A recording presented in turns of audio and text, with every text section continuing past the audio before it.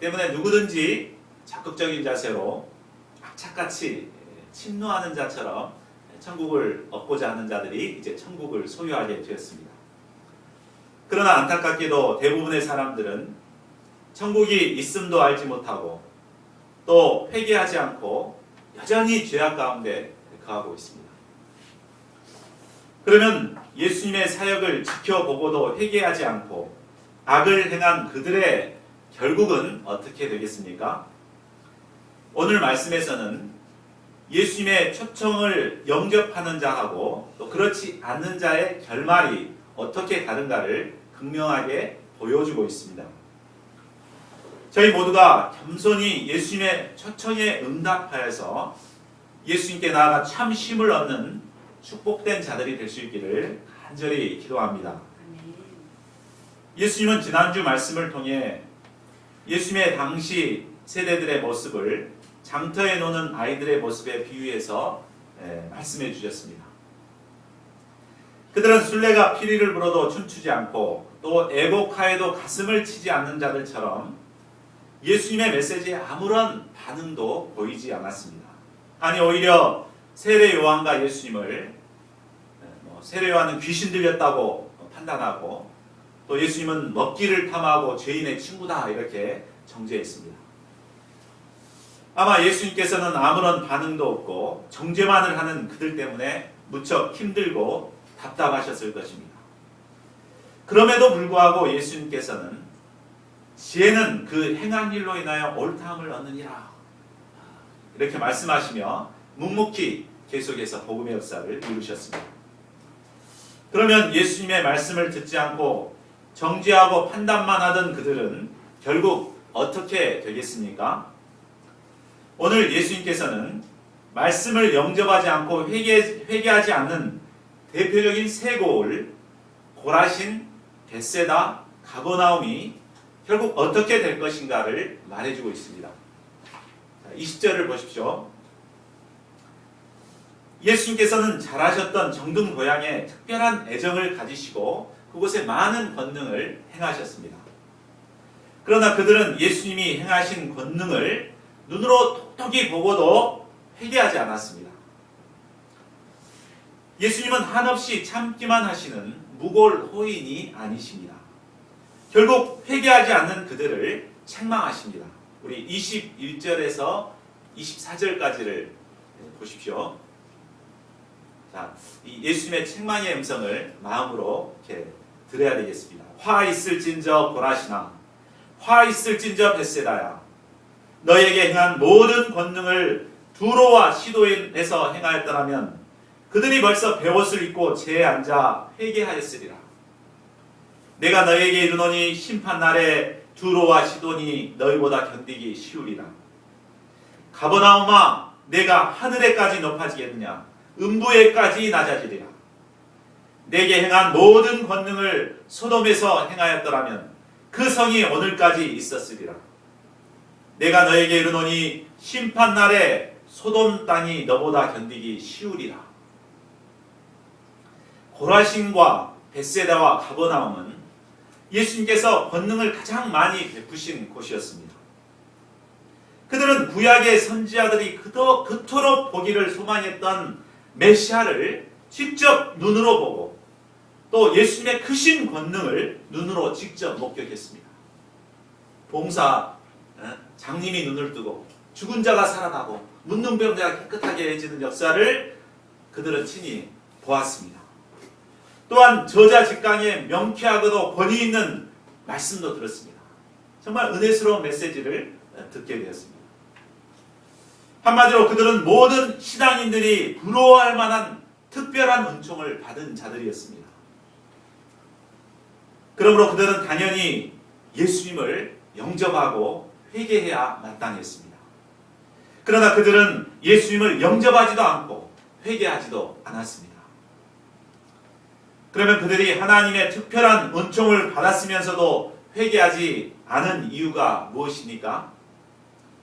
그것은 그들의 마음이 교만했기 때문입니다.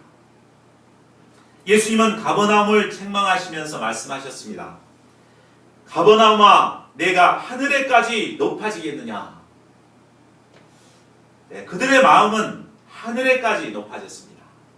그들의 마음이 교만해서 마치 하나님의 위치에서 판단하고 정죄했습니다. 세례 요한도 판단하고 심지어는 예수님까지도 판단하고 정죄했습니다. 대개 사람들의 마음이 이처럼 높아지게 되면 절대로 자신의 문제가 보이지 않습니다. 자신이 아주 들보와 같은 엄청난 문제가 있지만 자신의 모습은 보지 못하고 사람들의 조그만한 약점을 보고 정죄하고 판단합니다. 또한 말씀을 통해서 자신의 문제에 대한 메시지를 듣고 알게 됐다 하더라도 결코 회개하려고 하지 않습니다. 스스로를 합리화하고 변명합니다.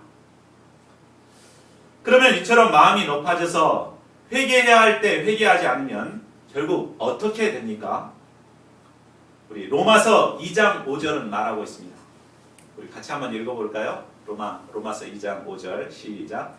다만 내 거짓과 회개하지 아니한 마음을 따라 진노의 날 곧 하나님의 의로우신 심판이 나타나는 그날에 임할 진노를 내게 쌓는다. 회개하지 않고 고개를 뻣뻣하게 세우고 악착같이 자기 생각만 사로잡혀 있는 자들은 하나님의 진노를 차곡차곡 쌓게 되는 것입니다. 그래서 결국 심판의 날 하나님의 진노가 그에게 임하게 될 것입니다. 결국 하나님께서 베풀어 주신 수많은 기회를 다 놓쳐버리고 마지막 날 감당할 수 없는 엄청난 화가 그에게 임하게 될 것입니다. 그때는 소돔 땅이 그들보다 더 견디기 쉬울 만큼 무서운 심판을 받게 될 것입니다. 그러므로 우리는 은혜의 때에 높아진 마음을 낮추고 겸손히 회개하기에 힘써야겠습니다. 예수님은 교만하고 마음이 완악한 자들로 인하여 마음이 몹시 상하셨을 것입니다. 그러나 그 중에서도 어린아이와 같은 겸손한 자들이 있음을 보고 감사의 기도를 드렸습니다. 우리 25절을 보십시오. 천지의 주제이신 아버지여, 이것을 지혜롭고 슬기 있는 자들에게는 숨기시고 어린아이들에게는 나타내심을 감사하나이다. 지혜롭고 슬기 있는 자들은 스스로 지혜롭다고 생각하는 교만한 자들을 말합니다. 이런 자들은 자신들이 다 안다고 생각하기 때문에 결코 배우려고 하지 않습니다. 반면에 어린 아이들은 자신의 부족함을 알고 어찌하든지 배우고자 하는 겸손한 자들입니다. 예수님은 교만하여 배척하는 다수의 많은 사람들보다 어린 아이들과 같은 소수의 사람들에게 주목하셨습니다. 많은 사람들이 배척하고 회개하지 않고 마음이 상하셨지만 그들에게 주목한 것이 아니라 정말 소수의 어린아이와 같은 자들에게 주목하셨습니다. 이들은 12 제자들처럼 겸손히 예수님을 배우고 따르고자 하는 자들을 가리킵니다. 예수님은 이런 그들을 보고 감사하셨습니다. 하나님께서는 세상이 아무리 악하고 교만할지라도 이런 어린아이와 같이 순수하고 겸손한 자들을 예비해 놓으십니다. 그리고 이런 자들을 통해서 하나님 나라를 이루어 가십니다. 예수님께서는 비록 적은 숫자이지만 어린아이와 같은 이 순수한 자들을 인하여 하나님께 감사했습니다. 지난주 저희는 1학기 캠퍼스 모임을 마감하게 되었습니다. 지난 1학기를 돌아볼 때 정말 캠퍼스 양들을 얻기 위해서 나름대로 많은 고생을 했습니다. 열심을 냈습니다. 야심차게 청년대학부 예배도 이루었고 우리 한대환 목자님과 둘이서 홍보 포스터도 만들어서 캠퍼스에 붙이고 또 피싱 모임도 이루고 수요 캠퍼스 모임도 이루었습니다. 그런데 한 학기 동안 많은 사람들을 만났지만 대부분의 학생들은 모두 싸늘한 시선으로 우리를 회피했습니다. 결국 1학기가 다 지나는 동안 한 명의 열매도 얻지 못하고 한 학기를 마감해야 했습니다. 한 학기를 마감하는 제 마음은 참 편치 않았습니다. 영접지 않은 교만한 이 세대가 화가 나기도 하고 또 열매 없는 제 자신이 초라하게 여겨지기도 했습니다. 그러나 제가 예수님처럼 마음이 교만하여 영접하지 않은 많은 사람들로 인해 마음 아파하기보다 어린아이와 같은 자들을 인하여서 감사해야겠습니다. 우리 한대한 목장님 같이 정말 요즘 세대 애들과 다르게 정말 예수님을 배우고자 하는 자들이 우리에게 있다는 것이 얼마나 감사합니까? 또 주영 형제 아직 이제 주일 예배 나오지 않고 있지만 겸손하게 이제 매주 말씀 공부를 하고 예수님을 배워나가는 이런 소수의 작은 사람이 있다는 것에 대해서 우리가 정말 감사하고 이들을 중심으로 해서 하나님의 역사를 이루고자 새롭게 방향을 잡아야 되겠습니다. 자, 26절을 보십시오. 예수님께서는 대다수의 지혜롭다고 생각하는 교만한 자들이 회개하지 않고 또 예수님을 영접하지 않는 것이 바로 하나님의 뜻이라고 말씀하고 계십니다. 또한 소수이지만 어린아이와 같은 겸손한 자들이 회개하고 예수님을 영접하는 것이 바로 하나님의 뜻이라고 말씀하십니다. 하나님의 구원의 역사는 항상 소수의 어린아이와 같은 자들을 통해서 이루어 오셨습니다. 오늘날도 복음의 역사를 이루기 어려운 시대이지만 하나님께서는 소수의 어린아이와 같은 자들을 통해서 복음 역사를 이루어 가십니다. 저희 모두가 어린아이처럼 겸손하게 예수님을 배워야겠습니다. 그리하여 복음 역사에 귀하게 쓰임받는 자들이 될 수 있기를 간절히 기도합니다. 자, 이제 예수님께서는 하나님 아버지께서 예수님을 통해 이루고자 하신 뜻이 무엇인가를 말씀하십니다. 우리 27절을 함께 읽어보겠습니다. 27절 시작. 내 아버지께서 모든 것을 내게 주셨으니 아버지 외에는 아들을 아는 자가 없고 아들과 또 아들의 소원대로 계시를 하는 자 외에는 아버지를 아는 자가 없느니라. 말씀이 좀 어렵죠? 자, 하나님께서는 독생자이신 예수님께 모든 것을 주셨다고 말씀하고 계십니다. 근데 여기서 주셨다라는 말이 헬라어로 파라디도미라고 쓰는데 시제가 거기는 이제 시제가 굉장히 다양하거든요. 헬라어는. 근데 그 시제가 무시간적 부정 과거형으로 쓰여 있습니다. 그러니까 뭐 얼마 전에 이렇게 준 것이 아니고 영원 전에 시간이 생기기 이전에 무한한 시간 전에 하나님께서 예수님께 모든 것을 주셨다. 하나님의 권능, 하나님의 능력, 하나님의 지혜 모든 것을 예수님께 주셨다고 말씀하고 있습니다. 이것은 우리 요한복음 1장 1절과 상통하죠. 태초에 말씀이 계시니라 했잖아요. 그러니까 예수님은 곧 하나님이시다. 그러니까 하나님께서 예수님에게 태초 이전의 시점에 모든 것을 주셨음을 말씀하고 있습니다. 그러니까 이 말씀은 결국은 예수님께서 창조주 하나님이 되신다는 것을 말해주는 의미입니다. 이 말은 예수님께서 곧 영원 전부터 존재하신 하나님이 되심을 말해줍니다. 예수님께서는 그 본체가 하나님이시기 때문에 하나님 아버지 외에는 알 수 있는 분이 없습니다. 그렇죠? 피조물인 우리가 영원에 계신 하나님을 어떻게 알 수 있겠어요? 모르죠. 오직 하나님 아버지만이 예수님을 알 수가 있는 것입니다. 또 여기서 안다라는 단어가 에피기노스코라고 나와 있는데 헬라어로 여기서 에피라는 말은 높다, 높음, 온전한 그런 의미가 있고요. 기노스코라는 말은 알다, 이해하다라는 의미가 있습니다. 이 합성어인데 그러니까 그냥 아는 정도가 아니라 모든 그 깊이까지 완벽하게 아는 것을 말하죠. 그러니까 하나님만이 이 예수님을 완벽하게 아실 수가 있는 것입니다. 근데 이 하나님의 본체이신 예수님은 오직 성부이신 하나님만이 온전히 아시는데 또한 성부 하나님도 역시 하나님의 본체이신 예수님만이 온전히 알 수 있다는 것입니다. 그죠? 이처럼 성부 하나님과 성자 예수님은 서로 완전한 이해 속에 공존하시는 분이십니다. 그런데 여기서 놀라운 것은 그것을 얘기하고자 하는 것이 아니라 바로 아들과 또 아버지의 소원대로 계시를 받는 자도 하나님을 알 수 있다고 이렇게 나와 있잖아요. 이게 정말 놀라운 거죠. 이 말은 피조물인 인간이 하나님을 안다는 말입니다. 우리 피조물인 인간이 하나님을 안다는 것은 불가능한 일이지만 하나님의 아들 예수님의 소원대로 계시를 받게 되면 바로 하나님을 알 수 있게 된다는 말입니다. 하나님께서는 예수님께서 소원을 두신 자에게 계시의 영을 주시고 또 계시의 영을 받은 자들은 하나님을 알 수 있게 되는 것입니다. 이해가 가세요?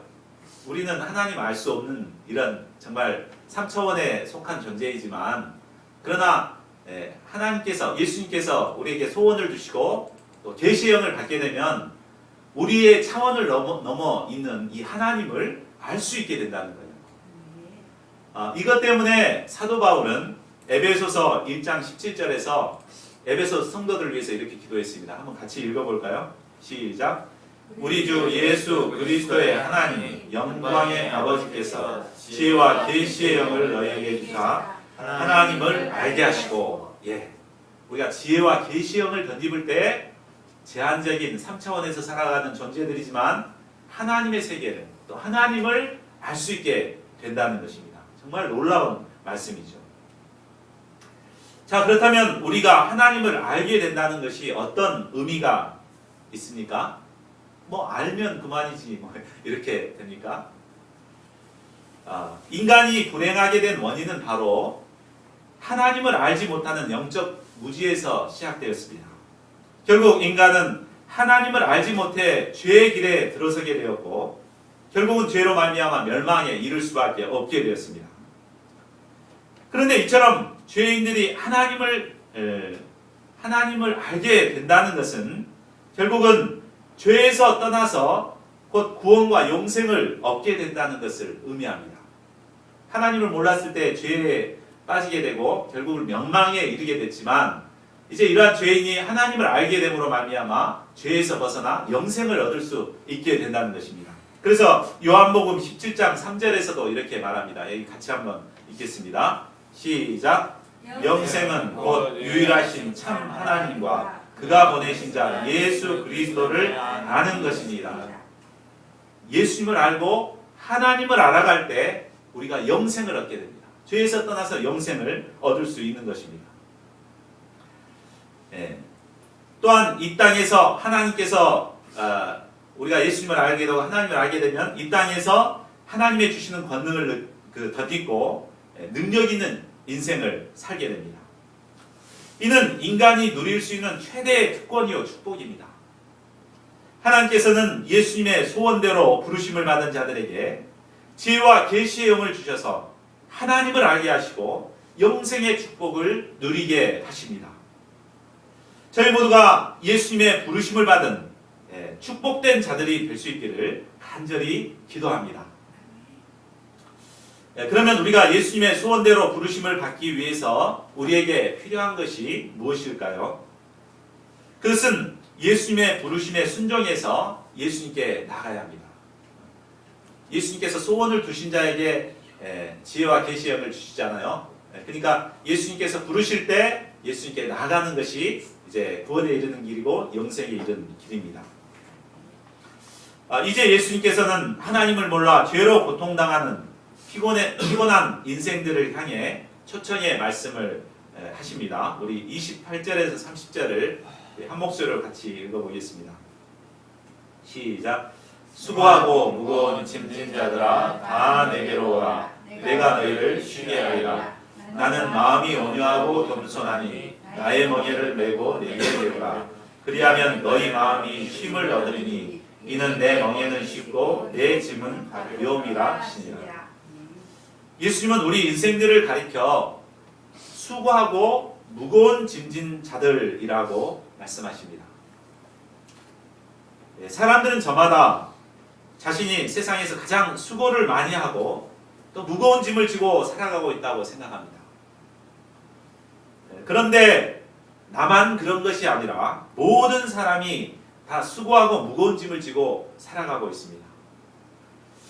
창세기 3장에 보면 인간이 죄를 범함으로 말미암아 결국 얼굴에 땀을 흘리며 종신토록 수고하여야 겨우 먹고 살 수가 있게 되었습니다. 인간은 하루 밥 세 끼 먹고 살기 위해서 일생 동안 얼마나 많은 수고를 해야 합니까? 그래서 사람들 만나 인사할 때 어떻게 인사합니까? 아이고 수고하셨습니다. 수고하십시오. 이렇게 인사를 하죠. 사람들은 불안정한 미래와 무한 경쟁의 시대를 살아가기 때문에 늘 피곤하고 지친 인생을 살아가고 있습니다.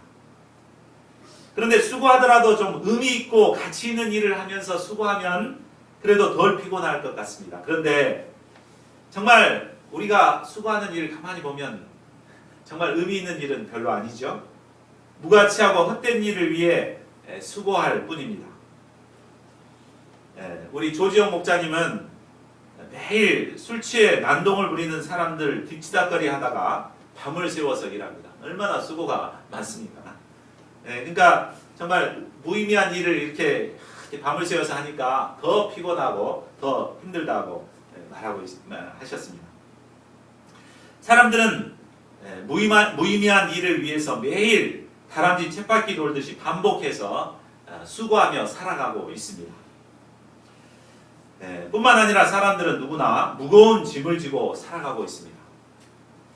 학생들에게는 공부가 참으로 무거운 짐입니다. 요즘 기말고사 시험 준비가 아마 큰 짐이 될 것입니다. 이 짐에 못 이겨가지고 우리 못 나오신 우리 학생들이 있죠. 또 우리 한대양 목사님은 대학을 다니면서도 물질 자립을 해야 하는 무거운 짐이 있습니다. 우리 학사 목사님들은 직장 생활의 무거운 짐뿐만 아니라 자녀 양육의 짐도 감당해야 합니다. 이처럼 인간의 삶이란 수고하고 무거운 짐을 지고 살아가는 쉼이 없는 삶의 연속입니다. 그런데 짐 중에서도 가장 무거운 짐은 바로 죄의 짐일 것입니다. 사람은 죄를 지으면 마음의 평안을 상실하고 죄의식이 무겁게 짓누르게 됩니다. 죄가 주는 고통과 갈등은 이루 말할 수 없습니다. 죄는 반드시 형벌이 따르게 됩니다. 죄를 범함으로 양심의 가책을 느낄 뿐만 아니라 결국 공의의 하나님의 심판대 앞에서 심판을 받아야 합니다. 이 때문에 죄를 지으면 누가 쫓아오는 사람도 없는데 마음이 불안하고 두려움에 시달립니다. 잠도 편안히 자지 못하고 악몽을 꾸게 됩니다. 사람들은 이런 수고와 무거운 짐을 벗기 위해서 나름대로 많은 수고를 합니다. 대개 사람들은 수고와 짐이 쌓이면 잠으로 그 피로를 풀고자 합니다. 어떤 사람은 컴퓨터 게임을 하기도 하고 또 어떤 사람은 고스톱을 칩니다. 좀 고상한 사람들은 등산을 가거나 음악 감상을 하거나 운동을 합니다. 또 어떤 일에 미친 듯이 몰두하기도 합니다. 어떤 사람은 노래방에 가서 고래고래 소리를 지르며 노래를 부르기도 합니다. 어떤 사람은 술을 마심으로 마음의 고통을 잊고자 합니다. 그것도 안 되니까 마약까지 손을 대는 사람이 있습니다. 사람들은 스트레스를 해소하고 쉼을 얻고자 하는 과정에서 이처럼 죄를 짓고 또 죄짐으로 인해 더 피곤한 인생을 살아가고 있습니다. 이런 인생들에게 가장 필요한 것이 무엇입니까? 바로 참된 쉼입니다. 바로 예수님은 이런 인생들을 초청하고 계시는 것입니다. 수고하고 무거운 짐진 자들아 다 내게로 오라. 내가 너희를 쉬게 하리라. 예수님은 다 내게로 오라 라고 말씀하십니다. 이는 참으로 은혜스러운 초청입니다. 세상에는 참 쉼을 얻을 수 있는 길이 없습니다. 참 쉼을 얻을 수 있는 유일한 길은 바로 예수님께 나아가는 것입니다. 왜냐하면 예수님은 하나님께로 나아갈 수 있는 유일한 중보자이시기 때문입니다. 우리가 예수님께 나아갈 때 비로소 하나님을 알게 됩니다. 우리 인생은 하나님을 알고 하나님의 품에 안길 때만이 진정한 안식을 누릴 수 있습니다. 어거스틴은 회심하기 전에 수많은 방황을 했던 자입니다. 그리고 결국 예수님을 영접한 후에 이렇게 고백했습니다. 우리 인간은 하나님을 만나기 전에는 참된 평안을 얻을 수 없다. 그도 평안을 얻기 위해서 별의별 노력을 다했지만 세상 어디에서 평안을 얻을 수 없었습니다. 그러나 회심하고 예수님께 돌아왔을 때 진정한 평안을 얻을 수가 있었습니다. 우리가 참 쉼을 얻으려면 바로 예수님께 나아가야 합니다. 우리가 믿음으로 있는 모습 그대로 예수님께 나아갈 때 예수님께서는 죄사함의 은혜를 베풀어 주시고 무거운 죄짐에서 해방시켜 주십니다. 또 우리를 하나님과 바른 관계성을 맺도록 도와주십니다. 하나님과 바른 관계성을 맺게 될 때 우리는 비로소 영혼의 참 쉼을 얻을 수 있습니다. 그러면 예수님께 나온 다음에는 무엇을 해야 합니까? 우리가 예수님께 나왔는데 이제 예수님께 나온 다음에 뭘 해야 되죠? 바로 예수님의 멍에를 메어라고 말씀하십니다. 멍에란 달구지나 쟁기를 끌 때 소나 말의 목에 가로로 이렇게 얹어 있는 그 나무를 말하죠. 이 막대기를 말합니다. 이것은 소나 말이 제멋대로 움직이지 못하도록 순종시키는 역할을 합니다. 또 소가 쟁기나 달구지를 끌 수 있도록 힘을 받쳐주는 역할을 하기도 합니다. 그래서 멍에가 좋으면 소가 힘을 잘 쓰고 편안히 밭을 갈 수가 있고 멍에가 불편하면 고생을 많이 하게 됩니다. 이와 같이 어떤 멍에를 매느냐에 따라서 힘써서 열심히 일을 할 수도 있고 또 어떤 멍에를 매냐에 따라서 정말 고생을 할 수도 있습니다. 세상 멍에를 매면 그 멍에는 우리에게 큰 고통을 주고 무겁게 짓누릅니다. 그러나 예수님께서 주시는 멍에는 정말 가볍습니다. 예수님의 멍에는 바로 사명의 십자가를 말합니다. 사명의 십자가는 아니라고 죄를 사모하는 우리의 본성을 제어시켜주고 하나님의 뜻에 순종하게 만들어줍니다. 사명의 십자가는 우리의 모든 정열을 쏟아서 의미 있는 일을 힘에 쏟을 수 있도록 도와줍니다. 만일 사명의 십자가가 없다면 우리는 그 많은 정열을 헛된 일이나 죄 짓는 일에 다 쏟아부어 낭비할 것입니다. 또한 사명의 십자가는 실제 생활에서 하나님을 기쁘시게 하는 의의 열매, 생명의 열매를 맺게 합니다. 우리는 때로 사명의 십자가를 부담스럽게 생각하고 사명이 없이 신앙생활하면 좋지 않을까 생각합니다. 그러나 사명의 십자가를 지지 않으면 단지 먹고 살기 위한 삶의 십자가를 지게 됩니다. 삶의 십자가는 무의미하기 때문에 결국 우리를 비참하게 만듭니다. 예수님께서 주시는 사명의 십자가는 결코 무거운 것이 아니라 가장 가벼운 것입니다. 사명의 십자가를 지고 주님을 쫓을 때 심령에 기쁨이 있고 생명력이 넘치게 됩니다. 그러면 우리가 져야 할 멍에는 과연 구체적으로 무엇일까요? 가장 기본적으로는 영적 기본 생활을 멍에일 것입니다. 매주 말씀 공부를 하고 주일 예배를 감당하고 또 매주 한편의 소감을 감당하는 일입니다. 그리고 매일 일용할 양식을 감당하고 기도 생활을 하는 것입니다. 우리는 때로 이런 기본 생활이 부담스럽게 여겨질 때가 있습니다. 어떤 때는 모든 것을 다 내려놓고 그냥 몇 주간 푹 잠만 자고 싶을 때도 있습니다. 그러나 이런 멍에가 없을 때 마음이 편할 것 같지만 전혀 그렇지 않습니다. 오히려 마음이 편치 않고 무겁고 불편합니다. 그러죠? 에스더 목자님? 예. 그러나 부담스럽지만 힘들고 부담스럽지만 어찌하든지 멍에를 짊어지고자 하면 오히려 가볍습니다. 소감이 쓰기 싫고 힘들지만 정말 자기를 부인하고 소감 한 편을 쫙 감당하면 정말 그 말씀, 주일 말씀이 실제적으로 우리의 심령에 새겨지고 그 말씀이 우리 삶 가운데 역사하는 것을 느끼게 됩니다. 사람들은 본성대로 사는 것이 자유롭고 편할 것이라고 생각하지만 실제로 우리를 죄에 얽매이게 만듭니다. 성경은 본성대로 살면 반드시 죽을 것이로되 영으로서 몸의 행실을 죽여야 산다고 말하고 있습니다. 우리가 하나님의 말씀으로 육신을 복종시키고 사명의 십자가를 지고 예수님을 따를 때 우리의 영혼은 참된 쉼을 얻게 됩니다. 그러면 예수님께서 주신 멍에를 메고 무엇을 해야 합니까? 우리 29절을 보십시오. 나의 멍에를 메고 내게 배우라. 예수님의 멍에를 메고 우리가 해야 할 일은 바로 예수님을 배우는 일입니다. 어떤 사람은 사명의 십자가를 열심히 감당하는데도 마음에 참 쉼을 얻지 못하는 분이 있습니다. 왜 그렇습니까? 열심히 소감도 쓰고 열심히 메시지도 쓰고 기도도 하고 이렇게 하는데 얼굴이 굳어 있어요. 항상 굳어 있고 평안이 없어요. 그것은 바로 예수님이 주시는 멍에만 졌지 예수님을 배우지 못했기 때문입니다.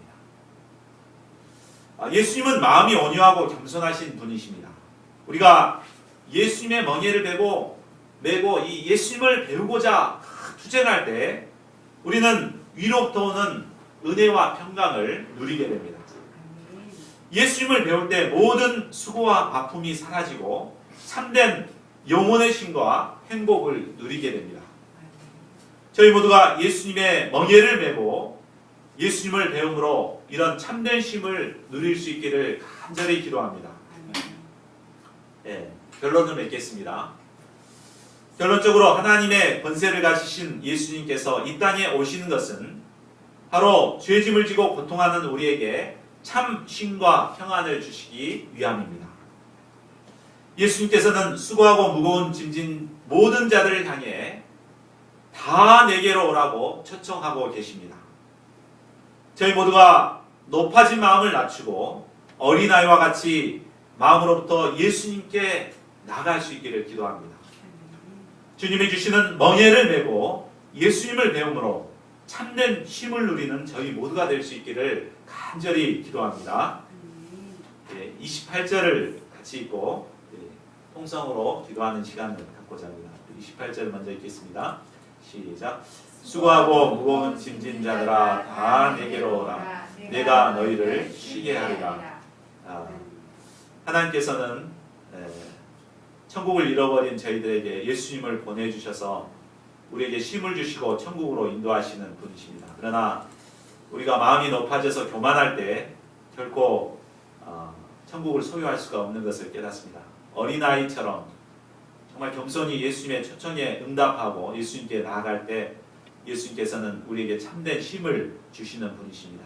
이 시간도 예수님께서는 우리들에게 말씀하십니다.